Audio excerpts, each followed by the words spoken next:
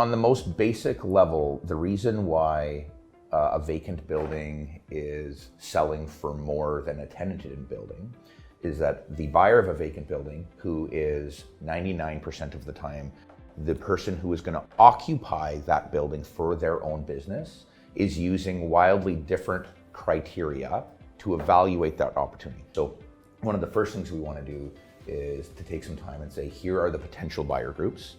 Here's how they are evaluating your property. Here's what their goals are. Once we as a group, including the seller, have a real understanding of that, we can then dissect and really narrow in on a strategic plan, a real valuation, and overall direction in terms of how we're executing that. You know, I think it's super interesting that almost in every other sort of marketing exercise, you're going to start from the approach of who are we selling this to, and then work back on sort of, okay, how are we going to market to them and how should we price this? You know, it's a bit counterintuitive that in the real estate space, we don't take the same approach. And time again, we get clients coming to us saying, you know, how much should we list this for? How much is this worth? How much could you sell this for? We've had a lot of success by taking that same approach and applying it into our business, where a property owner comes to us with a piece of real estate, and before we even have the conversation of how much should you list this for, we first want to really focus and dive in on the question of who are we selling this to? Because really we're finding now that there are two primary sort of buyer categories in today's market, with the investor buyers and the owner user buyers, who really have a markedly different sort of buyer profile and way of evaluating the property. When you own and operate industrial business, you are not looking, you are really more aware of what should my monthly cost be going out the door. Most businesses have labor as a massive cost of goods, and their rent.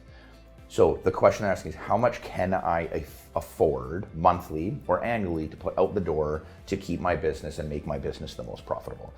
The question they are not asking is, what is the exact real estate investment, or what is the return on those dollars going out? Their return is really based on how many products they can create or distribute, opposed to the nature of the investments itself.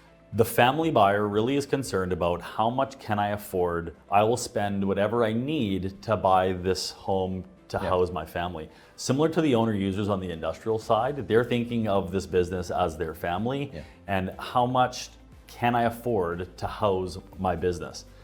Unlike the investor who is thinking, just like in the residential scenario, what's my return? What's the cash flow going to be on this investment? Yeah, and there are major benefits for the end user. So one of the questions that an end user will often ask is, how much can I afford? But there is certainty around purchasing. So let's take, for an example, someone who's currently leasing and looking to purchase for their own operating business.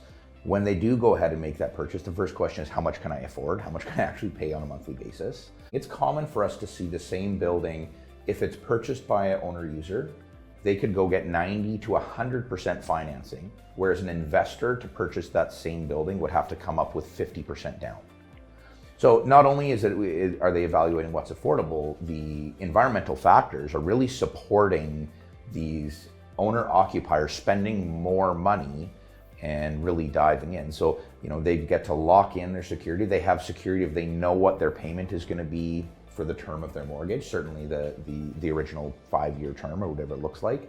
So there's some cost certainty around that, and of course there's the benefit that their capital appreciation on that asset's going to continue, right? So I agree with you. So one of the really interesting conversations that we often have with sellers initially is, we'll get a call and a seller will say, hey, I've owned this property for an extended period of time, and it's been rented out. I've got great tenants, and I'm really happy with the space. And they say, but I want to sell and I want to maximize value. How do I do that? And I often ask the question, when is the quickest you can kick your tenants out? And the owners of the property instantly are taken back and think, no, hold on a second. I've done a really, really good job of setting up this investment, and they're paying rent on time, and they're fantastic tenants. And the reality is that right now what we're seeing in the market is there's often up to a 40% premium that a vacant building will sell at, opposed to a building that is leased out, has excellent tenants. And that's something that takes a lot of sellers back.